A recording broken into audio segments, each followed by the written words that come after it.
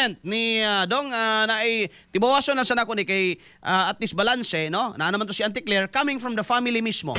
Basahon lang ako ni kay wa man sila video mga kaigsuonan no si Sandro Marcos nagpagawas og kini magahigalang statement. Matod pa niya, I have always acknowledged and respected the role of my tita, Senator Amy Marcos, played in the early part of my public life. That respect remains, which is why this will be the first and last time I will be speaking on this.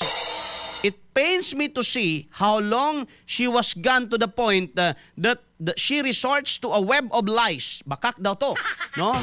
Web of lies, mga higala, at destabilizing this government to advance her own political ambition. Ambisyosa daw di mga higala si tita, no? To further repeat an accusation against President Bongbong Marcos and the First Lady, and for the first time ever myself, that is not only false but dangerously irresponsible. Sa lahat po ng binanggit ni Senadora, walang basihan, walang katotohanan at walang magandang idudulot sa bayan. My cousins, Borgi, Vice Gov Matthew, and Attorney Michael can attest that these allegations that were insinuated against me are false. We always agreed that whatever happened between our parents, we wouldn't let ourselves be dragged in. That is why nakakalungkot makita na ginagawa niya ito. For her to betray her own family brings a lot of pain to me as a consequence of my respect to her for giving me my start in public life. Now is the time to unite behind truth, not to amplify narratives meant to topple the government. Panahon ngayon para magtulungan, hindi para magpalaganap ng gulo at destabilisasyon. Hindi ito asal ng isang tunay na kapatid, mga katropa. No? Muna ingon ni this is a statement of Majority Leader Ferdinand A. Marcos or Sandro Marcos, mga igsoon. XFM Katropa. May taswel nga inyo sa nang pahunungon si Auntie Claire di kay basin og mo na makabangag og samot sa sitwasyon, mga higala. Imbis nga makatabang, imbis nga makapalurang, mga higala, sa tanan, makapagubot na noog samot. Time pa sa ato sa paminawon, may gala si DILG Secretary John Vic Rimulya kay katanan ko no Jeff o Gatropang Bonga moingon nga BBM resign, paimbestigahan ko na. Paimbestigahan ka na si Uncle ganina nga driver sa habal-habal nga nag-ingon nga mas maibang mo kanaog si BBM, basig imbestigahan na ka sa DILG diakol. Ayaw kumpiyansa kol.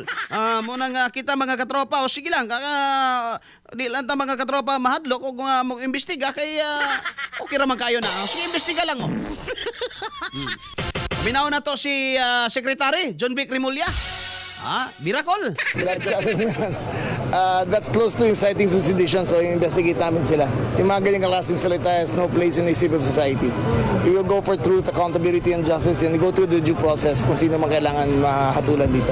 Some would say, sir, na by the fact na pinoprobe po sila, that would be curtailing their freedom of expression. Any response? There is with the freedom of expression comes a sense of responsibility. So calling an act of sedition is not curtailing, it's dangerous to the state, diba? So yung mga ganyan, every citizen is accorded the right to free speech, but they must have the corresponding responsibility to behave in all civility. So, kumbaga, doon ay katungod ang mga tao, tanan ta, doon ay katungod nga musulti, pero dili ta pwedeng musulti nga BBM resign, ana? Ana ang tunada. Okay. Ang pagsulti ko o pagpanawagan nga BBM resign, ang yang ginapuntuan ni katong garali pero mora man ang tinguga og diri ko magralilari ko atubangan aning punuan sa pamuoy may gana.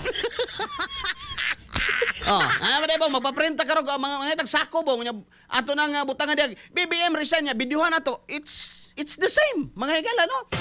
Parehara na, no? Unya pag manawagan dahil nga naog na lang presidente, sedisyon din na.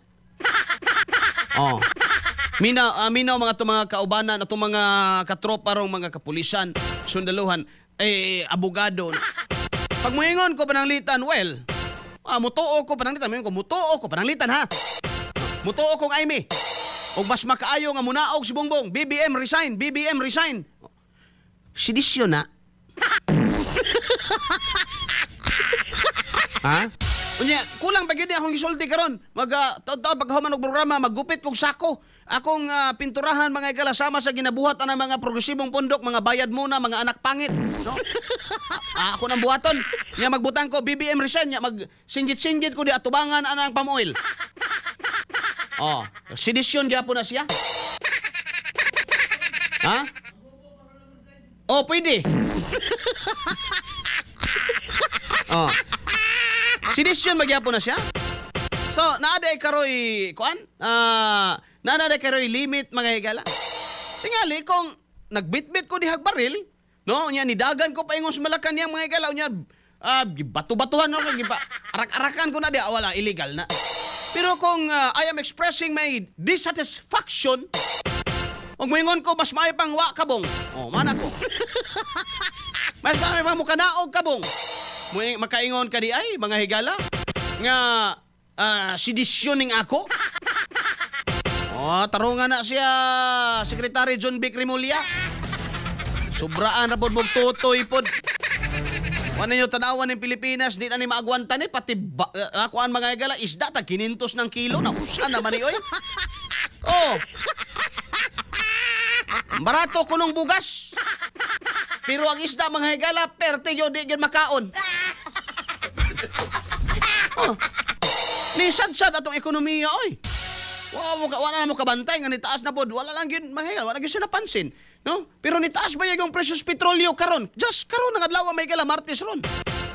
No, ting taas man ron may ison. Wala yun nakapansin, mga higala, kaya tuan na ito nakafocus dito tanan. At the end of the day, mga higala, atong responsibilidad ato ba yung tinuod mga pamilya, mga igsoon. Unsaon nato ni paglatas ning kahimtang karon sa atong nasod bay. So, kung dili sila maganaog diya, unsa may i-promise nila? Unsa may i-promise nila? Sa mga investigasyon kinalawgaw na gid pag-ayo ni Pilipinas. Unsa mga investigasyon unsa may i-promise nila nga manubag yun ang dapat manubag mga igsoon. Una sa tanan ako di man gyud kumutuo nga si Saldi ko nag-inusara mga igala kayo iya namang giangkon karon. No? Oh, it's more than admission mga igala ni angkon siya nga na-insert. Oh, it's more than admission. Paingon ba mga higala si Martin Romualdez nga walay bearing na, walay legal bearing nang ginaingon ni Martin ani kuan Saldi ko. Parang kailan lang kaibigan kayo ah. Parang kailan lang pa video pa kayo na kinakausap nyo yung general ng sundalo na may regalo kayo sa mga kasundaluhan natin ah. Oh, dahil na-approve yung budget ng Pilipinas ang nanggaa parang kailan lang ah. Oh, Limbarok. Dito man no, Limbarok ni. Di ba parang kailan lang mga kaigsuunan? Oh, di ba? Unya karon Miguel, wala na, walay biring na ingon ni Saldi. Ikaw gapili ana, kamoy gapili ana himuon ninyong kuan. Himuon ninyong chairman of appropriation nya, wa lang. Nya karon ang igsuon na pod mga higala ni ang si Amy Marcos. Nisulti mga higala sumala sa iyang nasayran kasaysayan mga higala hangtod karon mga igsuon. Amoy lang gyapon mo way biring og pakawala lang gyapon sa mga Duterte, puro na lang gyud Duterte di ay. Imbis nga ilan ing head-on mga higala ang problema, ang kining administrasyon labi na ning mga tigpamaba, labi na si Anticler magsigig pamahid. No, sa gisulti mga higala ni Amy Marcos kagabi nganong ang iyang itubag, apila pod si di man na maoet. Abogado man ka, kabalo man ka ana nga kuana siya. Illogical na siya. No? Kabalo man ka nga fallacious argument tong imong gihimo. That is a fallacy. No?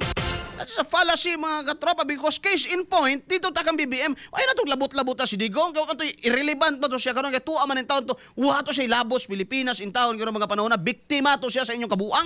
Bullseye. Ang i-head-on karon kung tinuod ba o dili ang giingon ni Amy ni Senador Amy mo na i-head-on nimo sa imong statement dili kay palengkera pod imong dating mo pa kuambo ka diha. Selective called out. Bakit hindi di call out si Digong na nagpintanil? Kayo explainan ka sa doktor nga ang doktor ni prescribe nga papintanilon ko gyud na kay ngano man naman ay migraine ng tawhana. O nya severe ang iyang migraine. O di maulawan na pug ka. Ang bukang bibig na lang yun ni Claire. Sara Duterte, Digong Duterte, kalat ng mga Duterte, puro na lang Duterte.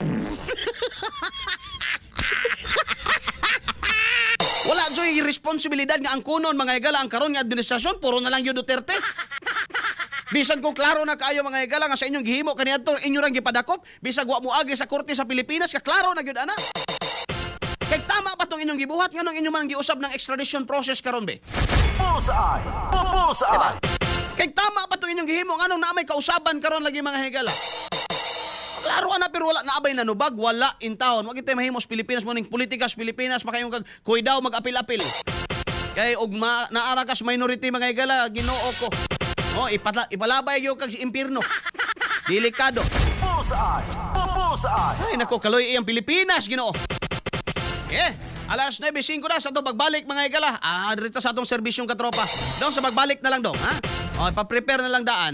Kaya ako na itong mga ilang mga pictures po, mo send man daw to si